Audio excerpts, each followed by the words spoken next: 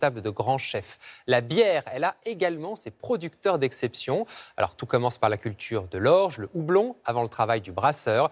Regardez ce reportage dans la Drôme, signé Étienne Prigent et Éric Jacquin.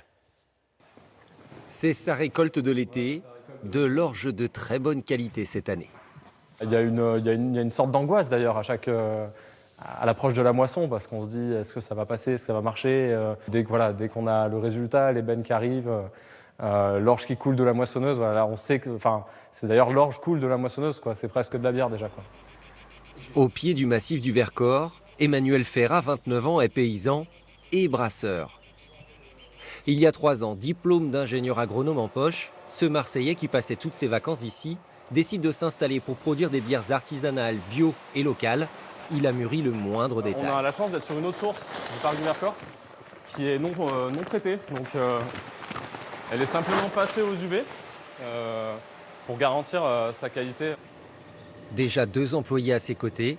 Et l'ambition du jeune brasseur ne s'arrête pas là, puisqu'il vise l'autosuffisance de A à Z, en passant par le hache de houblon.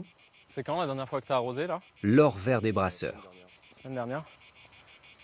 On a le tout début de la floraison, avec des petits cônes de houblon qui commencent à apparaître.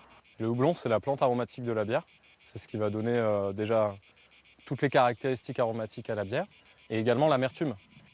Utilisé aussi comme conservateur, le houblon français a été abandonné par l'industrie et sa production confidentielle est même devenue une curiosité pour les vacanciers de passage devant ce site expérimental d'Itantipi. Hier en passant, on a vu ça et on a trouvé ça vraiment joli, l'accrochage de ces plantes-là. Donc voilà, vu que j'ai vu qu'il y avait quelqu'un, on s'est arrêté pour demander ce que c'était.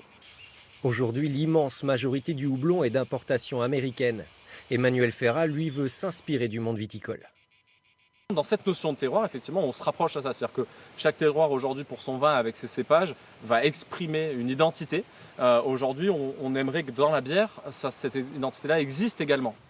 Des bières de terroir blondes, rousses, ambrées à boire, et qui, peu à peu, s'installent aussi sur les cartes des restaurants gastronomiques et même dans les cuisines.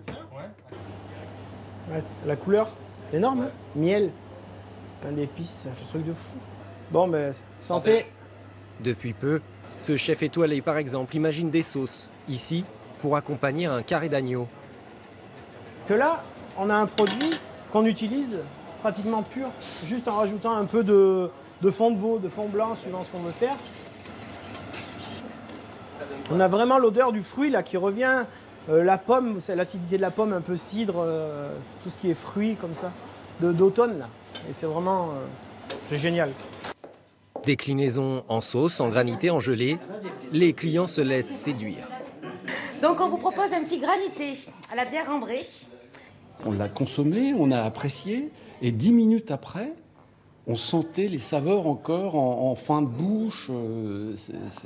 C'est une belle surprise. Je ne bois jamais de bière, parce que je pense ne pas aimer la bière. Et là, j'étais en train de dire à mon voisin, assez curieusement, je pense que j'ai commencé à boire de la bière. Des habitudes de consommation qui effectivement changent. La bière se buvait, se dégustait. Désormais, elle se mange. Et même à l'image d'un bon vin, certaines plus alcoolisées peuvent se garder des années avant d'être consommées.